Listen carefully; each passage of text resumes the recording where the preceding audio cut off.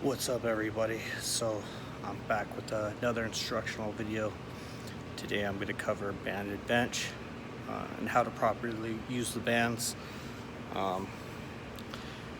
About 90% of people are not going to go order bands and use this, and of those 90%, some people aren't going to know how to use it properly and the reason behind it and the setup. So today I'm going to go over all those.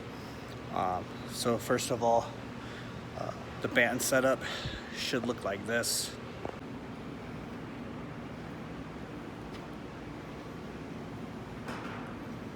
Alright, now I'm going to show you how to properly put on the band so that you're getting proper tension throughout the lift.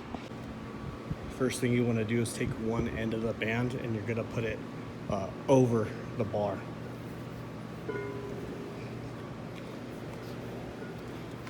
So now that you have one end of the band over the bar, you're going to pull the band and you're going to put it around one of these pegs. Pull the band and pull the other end. Bear with me, I'm doing this with one arm. Around the barbell. So now you have each end around the barbell. The purpose of this is to make sure you have constant tension throughout the band. Some of the setups that I've seen, the bands will be put on the rack, but it becomes loose at the bottom, and that defeats the whole purpose of either speed bench or banded bench. If you do that, you're going to train yourself to have the bench to be heavier at the bottom. You want acceleration through the entire lift. So normally I don't film my dynamic effort days. Like, I put up my max effort days, and I just don't film the dynamic effort days because it'd be boring. Basically, dynamic effort, you're working on speed. You're not using heavy weights, right? So how dynamic effort works is, in the earlier of the week, you have your max effort lower, your max effort upper. Then at the end of the week, you have your dynamic effort lower and dynamic effort upper. Today I'm going to do my dynamic effort upper. What that consists of is banded bench. All right, I'm going to be doing, for today's video, I'm going to be doing 50% bar weight, 25% band weight. How dynamic effort works is it's in a 3-week wave. So week 1, you use 50% bar weight. Week 2, you use 55% bar weight, and week 3, you use 60% bar weight. Those percentages are off your 1 rep max. All right, so today I'm using the axle bar because it's a variation. You could use any variation you want within that wave. Stick to it for 3 weeks. Then after those 3 weeks, you could change it up. So this week I'm doing axle bar. The previous week I was using the regular barbell, and the week before that, the wave before that, I was using the football bar. All right, so you could constantly change that up. If your gym doesn't have different bars or specialty bars, you could either change your grips, you could do floor press, you could do Larson press, you could do any variation for dynamic effort. The thing is, you want to stay with the variation for those 30 weeks and then change it. And like I said, the way the wave works is week 1, use 50% of your 1 rep max. Week 2, you're using 55% of your 1 rep max.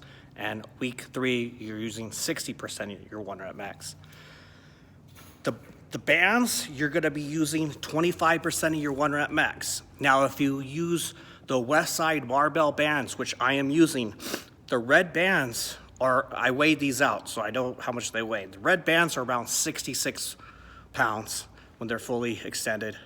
The black monster bands are around 88 pounds, And then the purple light bands are around 110 to 120 pounds, depending on how tall you are. For bench press and bench press only, you're doing sets of 3, all right? So I'm doing 9 sets of 3. You stay with 9 sets of 3 for those 3 weeks.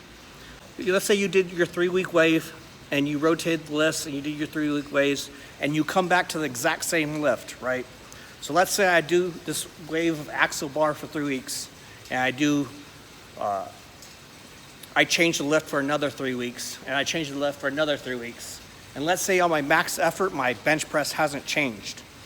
And let's say I get back to doing the axle bar. Well, what I'm gonna do then is I'm gonna do 5 sets of 5 with the bands. Same progression, 50, 55, 60% of the 1 rep max for the 3-week wave. Now, when you're doing the 9 sets of 3, your rest periods, they should be in between 60 to 90 seconds, depending on how conditioned you are. So if this is very easy for you, you're gonna only rest 60 seconds. If this is somewhat a challenge or you need that extra rest, 90 seconds is good. But that's the main gist of it. I'll probably go over this, and anything I'm missing, I'll add or reiterate. But now I'm gonna show you how it basically looks for speed bench on dynamic effort upper day.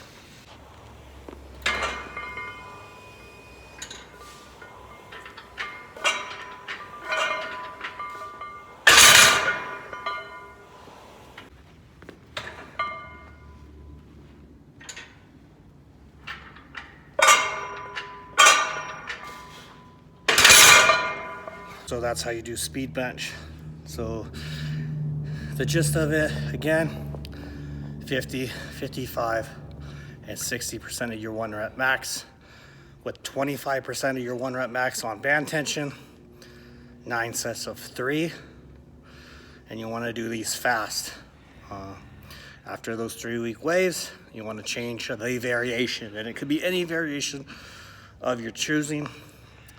And the purpose of speed bench is to train your body to get faster at the lift and accelerate through your weak points and to lock out.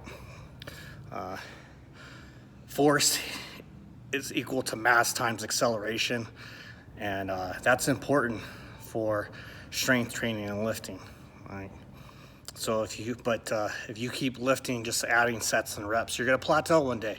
And as you can tell, when you get to heavier weights, the weights are moving slower. So by doing banded bench at a sub-maximal load, you're gonna train yourself to move heavier weights faster. And that's how you do banded bench. And that's all I got. Like, subscribe, share, and have a nice day. What's up, everybody? So I wanted to go over real quick some dumbbell overhead shoulder press tips to help you grow your shoulders, right? So sometimes I see people doing shoulder presses with way too much weight, right?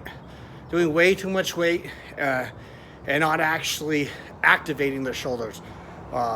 When you don't do the full range of motion on a shoulder press, you're pretty much doing a glorified tricep extension. Like, think about it. If you're just doing shoulder presses like this to see how much weight you could do, that's really just your tricep doing that. So if you really want to activate your shoulders, if you really want your shoulders to grow and get those 3D delts, here's a good way how to do a shoulder press.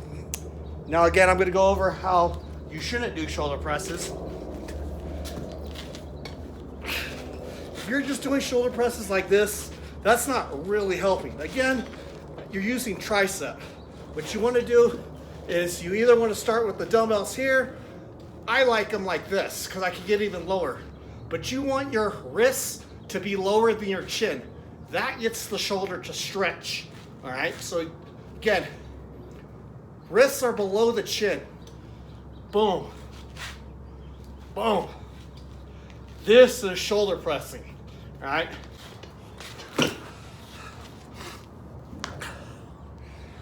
When it comes to hypertrophy and building muscle, it's not how much strength or how much weight you can outlift the other guy.